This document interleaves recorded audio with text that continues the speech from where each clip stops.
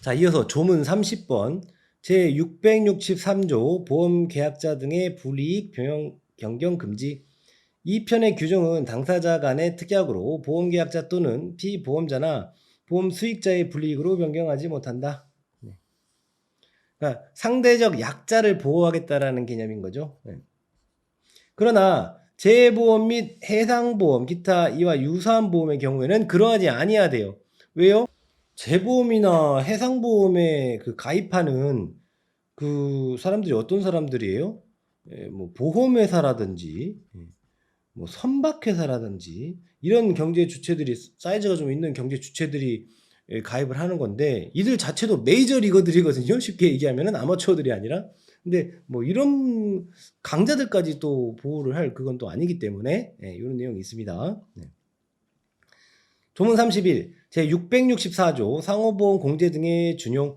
이 편의 규정은 그 성질에 반하지 아니하는 범위에서 상호보험 공제 그 밖에 이에 준하는 계약에도 준용한다. 상호보험 공제. 뭐 이 부분은 뭐 엄청 중요한 그런 내용은 아닌데 그 보기 중에 하나로 깔릴 수 있어요. 봐주세요. 조문 32 제665조 손해보험자의 책임. 손해보험 계약의 보험자는 보험사고로 인하여 생길 피보험자의 재산상의 손해를 보상할 책임이 있다. 뭐 보험 계약자 이런 거 나오면 안 됩니다. 여기에. 그죠? 쌤이 이런 식으로 필기해 주는 것들은 여러분들은 필기 적지 마세요. 여러분들 회돌수 할 때는 이 맞는 거를 정확하게 보는 게 중요하기 때문에 일단 내용만 확인하시면 됩니다. 쌤이 이렇게 해주는 것들은, X 치는 것들은. 조문 33 제666조 손해보험증권. 손해보험증권에는 다음 사항을 기재하고 보험자가 기명, 날인 또는 서명하여야 합니다. 그래서 이 내용이 들어가야 된다는 거죠. 손해보험증권에는요.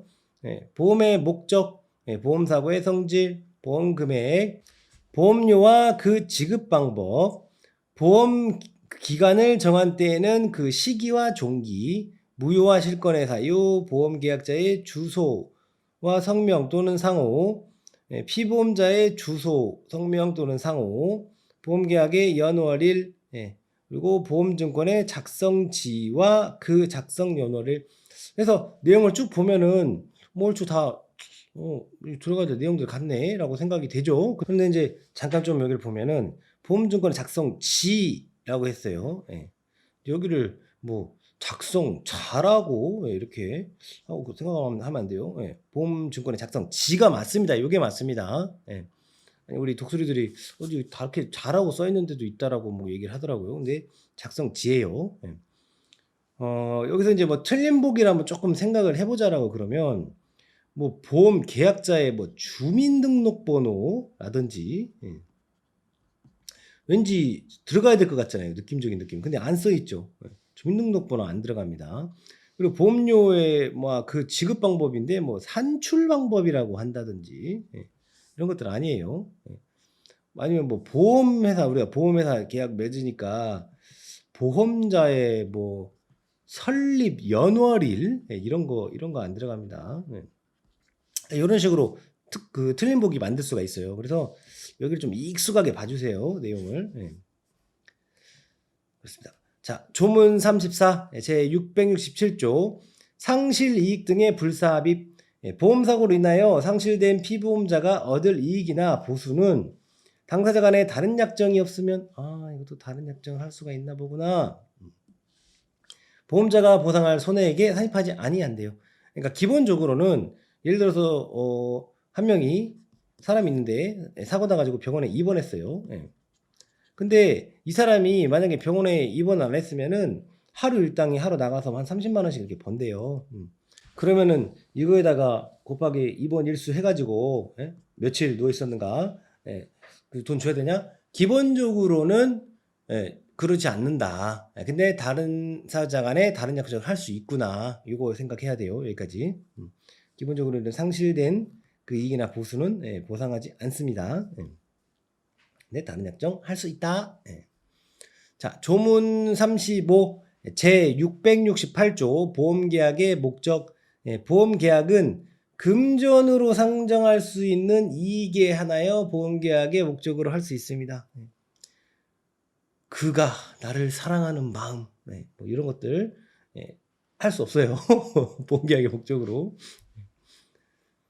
조문 36, 제 666조 초과보험입니다. 초과보험. 여기도 내용이 중요한 내용이에요. 별 하나 치겠습니다. 잠시 보충 자료를 좀 보면서 설명을 좀 드리고 갈게요. 보험 가입 금액, 보험 금액이라고 우리가 많이 얘기하는데 지금 여기는 쌤이 지금 우리 이론서에 있는 내용들을 쌤이 좀 정리해가지고 가지고 왔어요. 어차피 2차 시험 공부할 때도 알아야 되는 개념입니다. 보험 가입 금액은 보험 가입자의 재산 피해에 따른 손해가 발생한 경우 보험에서 최대로 보상할 수 있는 한도액으로서 보험 가입자와 재보험 사업자 간의 약정한 금액을 말합니다. 보험 가액은요, 재산보험에 있어 피보험 이익을 금전으로 평가한 금액으로 보험 목적에 발생할 수 있는 최대 손해액이래요. 재보험 사업자가 실제 지급하는 보험금은 보험 가액을 초과할 수 없대요. 그래서 여기도 뭔가 한도액이고 여기도 뭔가 한도의 어떤 느낌이 나는데 이 둘을 좀 비교를 해보면 보험 가입 금액은 보험 계약상의 보상 한도액이에요. 보험 계약상의 보상 한도액. 보험 가액은 법률상의 보상 한도액이에요. 이거를 여기까지만 봤을 때 여러분들이 딱 안 와닿잖아요. 쌤의 언어로 좀 얘기를 해보면 보험 가액이라는 것은 이것에 어떤 뭐 동산이든 부동산이든 뭐가 있다라고 해볼게요. 이것의 가치 금액이에요. 가치를 피보험 이익의 가치를 금전으로 평가한 금액이잖아요. 가치 금액이에요.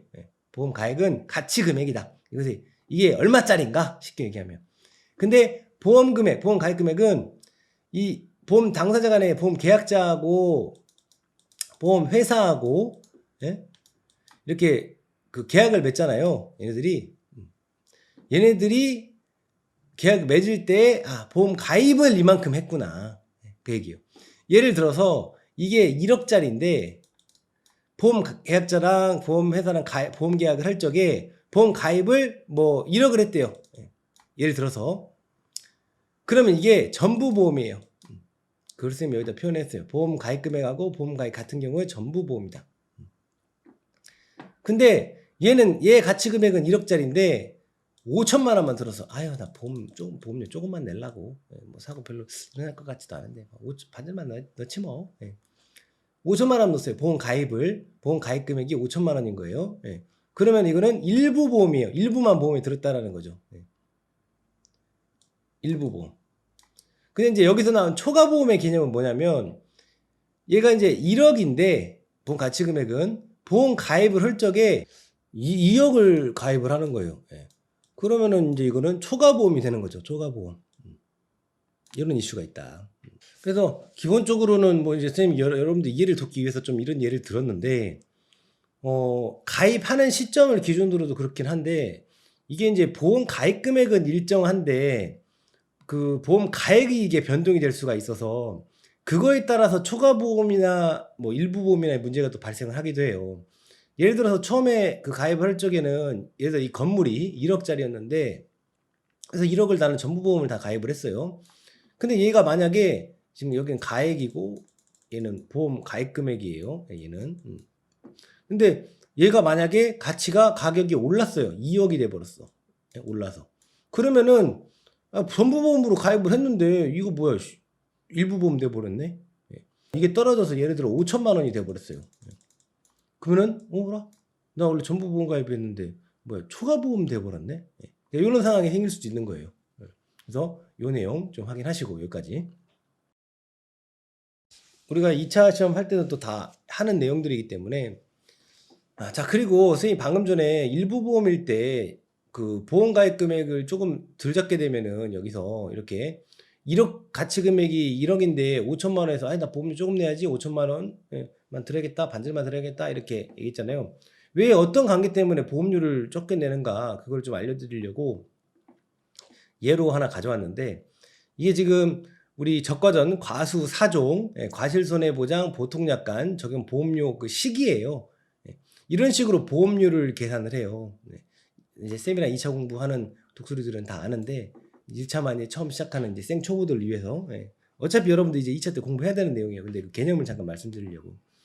그래서 이런 것들을 곱해 가지고 보험료를 계산을 한단 말이에요. 그래서 하나의 변수인 다른 것들이 일정하다고 그랬을 때 이 보험 가입 금액이 줄어들게 되면은 예를 들어 1억을 안 들고 5천만 원 들었으면 반절만 든 거잖아요. 예, 그만큼 줄어드는 거예요. 예, 보험료가. 그래서 요런 식이 있기 때문에 방금 아까 선생님이 그렇게 말을 한 거다. 예, 그 내용 좀 이해하시라고 같이 좀 가져왔습니다. 그래요. 자, 그러면 다시 이렇게 조문으로 돌아와서 같이 한번 읽어보겠습니다. 자, 보험 금액이 보험 계약의 목적의 가액을 현저하게 초과한 때에는 보험자 또는 보험 계약자는 이 보험료와 보험 금액의 감액을 청구할 수 있습니다. 그러나 보험료의 그 감액은요, 장래에 대해서만 그 효력이 있대요. 예, 이걸 우리가 장래효라고 그러죠. 장래에 대해서만 효력이 있다. 예, 앞에 이미 지난 거는 효력이 없습니다. 그리고 이 제1항에서의 이 가액은요, 예, 계약 당시의 가액에 의하여 정한대요. 근데 보험 가액이 보험 기간 중에 현저하게 감소된 때에도 1항과 같습니다. 앞서서 선생님이 두 가지 경우 다 말씀드렸죠. 예. 제1항의 경우에 계약이 보험 계약자의 사기로 인하여 체결된 때에는 그 계약은 무효로 한대요. 당연한 얘기죠. 그러나 보험자는 그 사실을 안 때까지의 보험료를 청구할 수 있대요. 얘는 선의의 보험자잖아요. 그러니까 몰랐을 때까지, 알기 전까지의 그 보험료는 이 사기꾼한테, 여기는 보험 계약자가 사기꾼이에요. 사기꾼한테 청구할 수 있다라는 거예요. 얘는 선이기 때문에. 합리적인 이야기죠. 자, 조문 37 제670조의 기평가 보험. 당사자 간의 보험 가액을 정한 때에는 그러니까 이미 평가한 거죠. 기평가. 그래서 이 보험 가액은 정한 때는 이 기평가 보험이라고 그래요. 그 가액은 사고 발생 시에 가액으로 정한 것으로 추정합니다. 그러나 그 가액이 사고 발생 시의 가액을 현저하게 초과할 때에는 사고 발생 시에 실제 그 사고 발생 시의 가액을 보험 가액으로 합니다. 네요. 그래서 당사자 간에 정했으면은 그 정한 거를 사고 발생 시 가액으로 우리가 정한 것으로 이렇게 추정을 해요. 그런데 실제 사고 발생 시의 가액을 봤더니 그게 이거 한 거보다 정한 거보다 현저하게 막 차이가 나네. 그러면은 실제 사고 발생 시의 가액을 보험 가액으로 한다. 그 얘기예요. 조문 38 제671조 미평가 보험. 이미 평가를 안 한 건가 보네. 이거는 미리 평가를. 앞에는 기평가 이미 평가를 한 거고 미평가는 평가를 안 한 보험이에요. 그래서 당사자 간의 보험 가액을 정하지 아니한 때에는 사고 발생 시의 가액을 보험 가액으로 합니다. 그래서 이제 이거를 기본으로 하는 거죠. 이 두 개 딱 봤을 때 이렇게 딱 떠오르죠. 자, 이어서 조문 39 제672조 중복보험 내용이 이어지네요. 자, 동일한 보험계약의 목적과 동일한 사고에 관하여 수개의 보험계약이 동시에 또는 순차로 체결된 경우에 그 보험계약의 총액이 보험가액을 초과한 때에는 보험자는 각자의 보험금액의 한도에서 연대 책임을 집니다. 이 경우에 각 보험자의 보상 책임은 각자의 보험금액의 비율에 따릅니다. 동일한 보험계약의 목적과 동일한 사고에 관하여 수개의 보험계약을 체결하는 경우에 보험계약자는 각 보험자에 대하여 각 보험계약 내용을 통지하여야 합니다. 제669조 제4의 규정은 제1항의 보험계약에 준용합니다. 669조 제4은 앞에서 나온 그 초과보험 여기 부분 말하는 거죠. 여기 부분. 이걸 이제 조금 쉽게 얘기할 수 있게 한번 예를 들어 보면 쌤이 사실은 이거 말씀드리면 안 되는데 200억짜리 건물이 있어요. 근데 삼성에 한 100억 정도로 그 보험 가입 금액을 100억을 해갖고 보험을 들었고요. 현대에다가도 100억 들었어요. 그리고 뭐 우체국에 100억 들고 뭐 또 KB에 또 100억을 들었어요. 그러면 이게 인제 보험금 금액이 다 100억씩이니까 이게 뭐 200억짜리 빌딩이 전체 예를 들어 멸실이 됐다고 하면은 다 100억씩 다 받아보면 나는 400억 200억 벌었잖아요. 이러면 안 되죠. 그죠? 그래서 뭔가 인제 뭐 일부 파손이라든지 이런 사고가 이런 것들이 나면은 얘네들이 다 연대해 가지고 각자의 보험금 가입 금액의 한도 내에서 연대 책임을 져요, 얘네들이 다. 그리고 그 얘네들이 인제 예를 들어 뭐 몇 분 n분의 1을 해야 될 거 아니에요. 근데 또 이때는 똑같으니까 그냥 n분의 1 해도 똑같은 효과인데 만약에 뭐 금액이 쪼금씩 다르다고 그러면 얘는 50억 얘는 70억 얘는 120억 뭐 이렇게 다르다라고 그러면은 각자의 그 보험 금액, 보험 가입 금액 이 비율에 따라 가지고 하는 거예요, 보상은. 예. 그래서 뭐 이 내용 딱 하면은 딱 좀 이해가 확 되지 않나요? 예, 이렇게 중복보험을 이렇게 들었을 때는. 요 내용입니다. 근데 이제 이 밑에도 하나 이거 관련된 내용이 나오는데 잠깐 여기 보고 올게요. 조문 40번. 제673조 중복보험과 보험자 1인에 대한 권리 포기.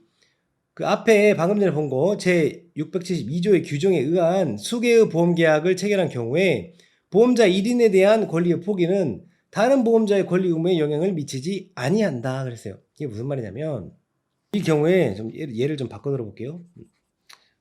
무슨 사고가 좀 나 가지고 이 얘네 4명이 이 네 보험회사에서 저한테 뭐 1억씩을 이렇게 보험금을 줘야 되는 상황이래요. 예를 들면 해 봤더니 n분의 1을 했더니 1억씩 줘야 되는 상황이래. 근데 제가 여기 현대해상에 좀 친한 분이 있어요. 현대에. 예? 관계가 좋아. 형님 동생 하는 사이가 있어요. 그래서 "아유 너는 이쁘니까 면제."